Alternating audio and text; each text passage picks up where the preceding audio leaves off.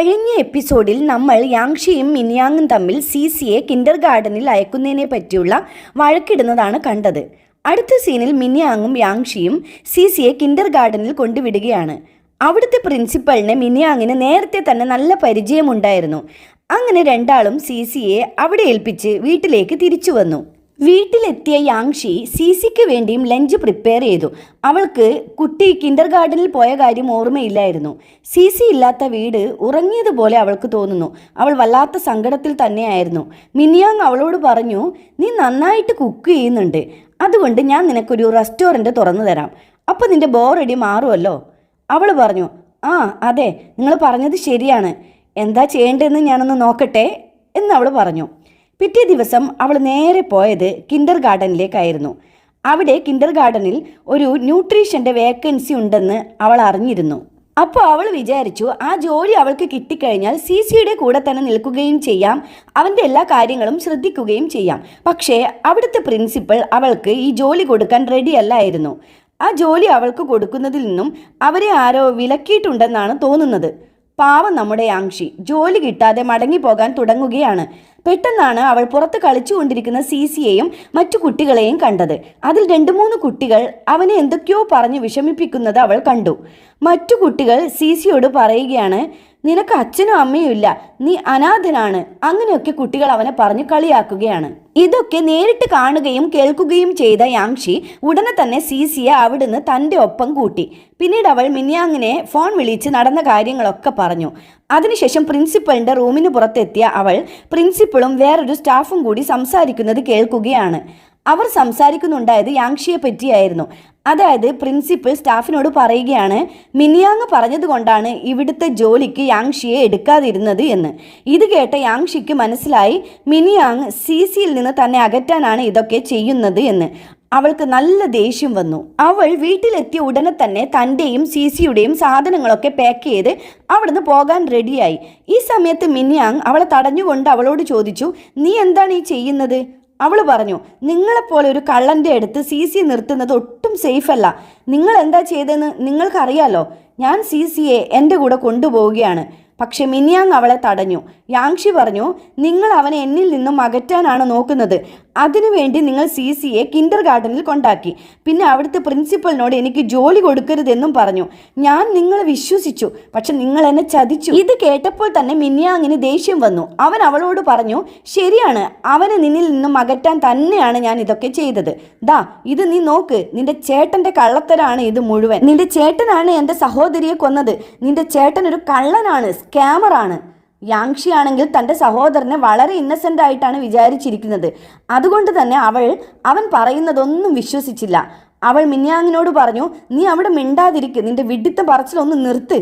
ഇത്രയും പറഞ്ഞ് അവൾ പൊട്ടി കരയാൻ തുടങ്ങി. ഇപ്പോൾ ഈ ലോകത്ത് തന്നെ ജീവിച്ചിരിപ്പില്ലാത്ത തൻ്റെ ഒരു സഹോദരനെ കുറിച്ച് ഇങ്ങനത്തെ അനാവശ്യങ്ങളൊക്കെ പറഞ്ഞാൽ ഏത് സഹോദരിക്കാണ് സഹിക്കാൻ കഴിയുക? അവൾ പറഞ്ഞു, മിനിയാങ്, ഞാനും എൻ്റെ ഫാമിലി നഷ്ടപ്പെട്ടവളാണ്. നിനക്ക് എന്നെ ഇങ്ങനെയൊക്കെ കുറ്റപ്പെടുത്തുന്നത് കൊണ്ട് എന്താണ് നേട്ടം? ഇത് കേട്ട മിനിയാങ് പറഞ്ഞു, നിന്റെ ചേട്ടൻ മരിച്ചിട്ടുണ്ടെങ്കിൽ കണക്കായിപ്പോയി, അവൻ ഇത് തന്നെയാണ് അർഹിക്കുന്നത്. ഇതും കൂടി കേട്ടപ്പോൾ യാങ്ഷി പറഞ്ഞു, ഇനി ഞാൻ സിസിയെ നിന്നെപ്പോലെ ഒരു സൈക്കോയുടെ കൂടെ എന്തായാലും നിർത്തില്ല. ഞാൻ അവനെയും കൂട്ടി ഇവിടുന്ന് പോവുകയാണ്. അവൾ സിസിയെ കൂട്ടാനായി അകത്തേക്ക് പോകാൻ തുനിഞ്ഞതും മിനിയാങ് ദേഷ്യപ്പെട്ട് അവളെ പിടിച്ച് പുറത്താക്കി വാതിലടച്ചു. ഇത് കണ്ട സിസി കരയാൻ തുടങ്ങി. അവൻ പറഞ്ഞു, നിങ്ങളൊരു ചീത്ത അങ്കിളാണ്. നിങ്ങൾ എന്തിനെൻ്റെ ആൻറ്റിയെ വീട്ടിൽ നിന്ന് പുറത്താക്കി? എനിക്ക് എൻ്റെ ആൻറ്റി ഇപ്പം തിരിച്ചു കിട്ടണം. സിസി വായ പൂട്ടുന്നേയില്ല. പിന്നീട് മിനിയാങ്ങിനും തോന്നി താൻ യാങ്ഷിയോട് ചെയ്തത് തെറ്റാണ് എന്ന്. അങ്ങനെ മിനിയാങ് അവളെ കണ്ടുപിടിക്കാനായി പുറത്തേക്ക് പോകാൻ തുടങ്ങിയപ്പോൾ തന്നെ പുറത്ത് വലിയ ഇടിയും മഴയും ഒക്കെ വരാൻ തുടങ്ങി. ഇടിയുടെ ഒച്ച കേട്ടപ്പോൾ തന്നെ അവൻ്റെ അസുഖം തുടങ്ങി. അവൻ ആലോചിച്ചു, എങ്ങനെ പുറത്തു പോകും? അവസാനം അവൻ ധൈര്യം സംഭരിച്ച് പുറത്തേക്ക് പോകാൻ തന്നെ തീരുമാനിച്ചു. യാങ്ഷി എന്തായാലും തിരിച്ചു കൊണ്ടുവരണമെന്ന് തീരുമാനിച്ച് അവൻ പുറത്തേക്ക് നടന്നു. യാങ്ഷി ആണെങ്കിൽ പുറത്തൊരു സ്ഥലത്തിരുന്ന് കരയുകയാണ്. അവൾ സിസിയെ അത്രയധികം ഇഷ്ടപ്പെടുന്നു. മിനിയാങ് അവളുടെ അടുത്തെത്തി അവളോട് പറഞ്ഞു, വാ നമുക്ക് വീട്ടിലേക്ക് തിരിച്ചു പോകാം. അപ്പം അവൾ പറഞ്ഞു, എനിക്ക് വീടില്ല, എൻ്റെ ചേട്ടനും ചേട്ടത്തി അമ്മയും മരിച്ചതോടെ ഞാൻ ആരുമില്ലാത്തവളായില്ലേ. സിസി മാത്രമല്ലാതെ ഈ ലോകത്തിൽ എനിക്ക് വേറെ ആരുമില്ല. നിങ്ങളാണെങ്കിൽ ഇപ്പോൾ അവനെയും എന്നിൽ നിന്നും തട്ടിപ്പറിക്കാനാണ് നോക്കുന്നത്. എൻ്റെ സഹോദരൻ മരിച്ചില്ലേ, പിന്നെ നിങ്ങൾ എന്തിനാണ് എൻ്റെ സഹോദരൻ്റെ പിറകെ ഇങ്ങനെ പോകുന്നത്? നിങ്ങൾ എൻ്റെ ചേട്ടനെ ഇങ്ങനെ മോശം പറയുന്നു? എൻ്റെ ചേട്ടന് ചേട്ടത്തിയമ്മയെ വളരെ ഇഷ്ടമായിരുന്നു. എൻ്റെ ചേട്ടൻ എന്തിന് ചേട്ടത്തിയമ്മയെ കൊല്ലണം? മിനിയാങ് അവളുടെ ദേഷ്യം തണുപ്പിക്കാൻ നോക്കുകയാണ്. പക്ഷേ യാങ്ഷി വായിൽ വരുന്നതൊക്കെ വിളിച്ചു പറയുന്നുണ്ട്. ഇതിനിടയിൽ മിനിയാങ് അവളെ കയറി കെട്ടിപ്പിടിച്ചു. അവൾ ആകെ തളർന്ന് അവളുടെ ഹൃദയം തകർന്ന ഒരു അവസ്ഥയിലായിരുന്നു. പിന്നീട് മിനിയാങ്ങും യാങ്ഷിയും വീട്ടിലേക്ക് തിരിച്ചെത്തി. വീട്ടിൽ തിരിച്ചെത്തിയ യാങ്ഷിക്ക് മിനിയാങ് അവളോട് മോശമായി പെരുമാറിയതൊക്കെ ഓർമ്മ വരികയാണ്. ഇവിടെ സിസി തൻ്റെ ആൻറ്റിയെ പ്രൊട്ടക്റ്റ് ചെയ്യാൻ ശ്രമിക്കുകയാണ്. അവൻ മിനിയാങ്ങിനെ ഭീഷണിപ്പെടുത്തി പറഞ്ഞു, ഇനി നിങ്ങളെ ഞാൻ എൻ്റെ ആൻറ്റിയെ ഉപദ്രവിക്കാൻ വിടില്ല, നിങ്ങൾ ഇനി എൻ്റെ ആൻറ്റിയുടെ അടുത്തേക്ക് പോവണ്ട. മിനിയാങ് പറഞ്ഞു, ഓക്കെ മോനെ, ഇനി മുതൽ ഞാൻ നിൻ്റെ ആൻറ്റിയെ ഒരിക്കലും ഉപദ്രവിക്കില്ല. ഞാൻ പ്രോമിസ് ചെയ്യുകയാണ്, നിൻ്റെ ആൻറ്റിയെ ഞാൻ ഇനി മുതൽ പ്രൊട്ടക്റ്റ് ചെയ്യും. അപ്പോൾ സിസി പറഞ്ഞു, എനിക്ക് അങ്കിളിന് ഒരു വിശ്വാസവും ഇല്ല. എന്നിട്ട് യാങ്ഷി വിളിച്ചു പറഞ്ഞു, ആൻറ്റി ഇങ്ങോട്ട് വന്ന് ഈ അങ്കിളിന് പറ്റിയ ശിക്ഷ കൊടുക്കണം. ഇത് കേട്ട് യാങ്ഷി അവിടെ വന്നിട്ട് പറഞ്ഞു, മോനെ ഇപ്പോൾ ഒരുപാട് രാത്രിയായി, നമുക്കിപ്പോൾ പോയിട്ട് ഉറങ്ങാം. അങ്ങനെ സിസി ഉറങ്ങി. മിനിയാങ് ഇപ്പോൾ യാങ്ഷിയോട് സോറി പറയാൻ ആഗ്രഹിക്കുന്നുണ്ട്. അവൻ അവളോട് എന്തോ പറയാൻ തുടങ്ങിയപ്പോൾ തന്നെ പുറത്ത് വീണ്ടും നല്ല ഇടിയും മഴയും തുടങ്ങി. ഇത് കേട്ട മിനിയാങ് വീണ്ടും അസ്വസ്ഥനായി. യാങ്ഷി ഉടനെ തന്നെ അവനെ പിടിച്ച് അവൻ്റെ റൂമിനുള്ളിൽ കൊണ്ടുപോയി ഇരുത്തി. തിരിഞ്ഞു നടക്കാൻ തുടങ്ങിയ യാങ്ഷിയുടെ കൈ പിടിച്ച് മിനിയാങ് അവളോട് പറഞ്ഞു, ഞാൻ നിന്നോട് തെറ്റ് ചെയ്തു. അപ്പോഴേക്കും അതിഭയങ്കരമായ ഒരു ഇടി കൂടി മുഴങ്ങി. അവൻ്റെ അവസ്ഥ കണ്ട് യാങ്ഷി അവനോട് ചോദിച്ചു, ഈ ഇടിയെ നിങ്ങൾ എന്തിനാണ് ഇങ്ങനെ പേടിക്കുന്നത്? നിങ്ങൾ എന്തിന് ഈ ബോക്സിനുള്ളിൽ ഒളിച്ചിരിക്കുന്നത്? പറയേ, എന്താണ് ഇതിൻ്റെ കാരണം? അപ്പം മിനിയാങ് പറഞ്ഞു, ഞാൻ ആ ബോക്സിനുള്ളിൽ ഒളിക്കുമ്പോഴാണ് എനിക്കൊരു സുരക്ഷിതത്വം തോന്നുന്നത്. പിന്നീട് ഫ്ലാഷ് ബാക്ക് ആണ് കാണിക്കുന്നത്. മിനിയാങ്ങിൻ്റെ അച്ഛനും അമ്മയും വീട്ടിലുണ്ടായ തീപിടുത്തത്തിൽ വെന്ത് മരിക്കുകയാണ് ചെയ്തത്. പക്ഷേ അവനും അവൻ്റെ സഹോദരിയും അതിൽ നിന്നും രക്ഷപ്പെട്ടു.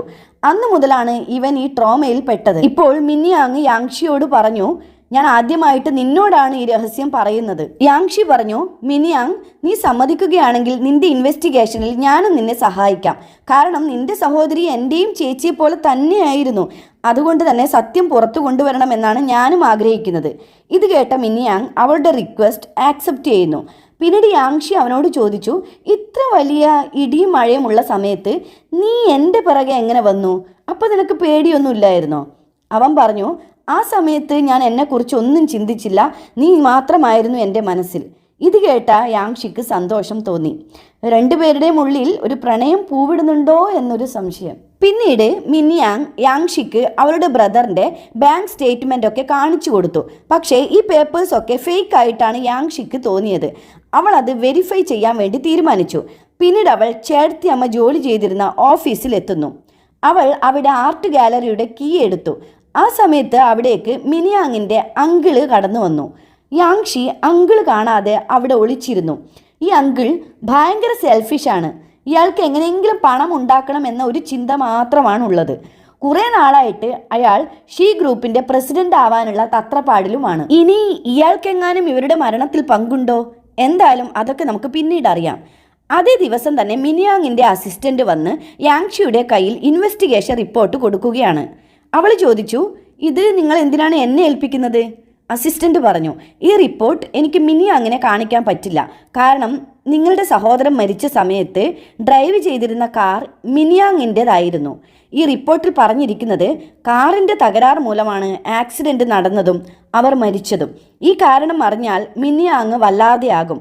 നിനക്ക് മിനിയാങ്ങിൻ്റെ സ്വഭാവം ശരിക്കും അറിയാലോ. താൻ കാരണമാണ് തൻ്റെ സഹോദരി മരിച്ചതെന്ന തോന്നൽ അവനുണ്ടാകും. അതുകൊണ്ട് ഇപ്പോൾ ഇത് തൽക്കാലം അവൻ അറിയണ്ട. പറ്റിയ സമയം വരുമ്പോൾ മാത്രം അറിയിച്ചാൽ മതി. ഇത് കേട്ട യാങ്ഷി ആകെ പരിഭ്രാന്തയായി. മിനിയാങ്ങിനോട് ഇതെങ്ങനെ പറയും? അത് അവളെ വല്ലാതെ അസ്വസ്ഥയാക്കി. അപ്പോൾ അടുത്ത പാർട്ട് വളരെ ഇൻട്രസ്റ്റിംഗ് ആണ്. എല്ലാവരും വീഡിയോ ലൈക്കും ഷെയറും സബ്സ്ക്രൈബും ഒക്കെ ചെയ്യണേ. എല്ലാവരും എന്തായാലും കമൻറ്റും ചെയ്യണേ. Thanks for watching.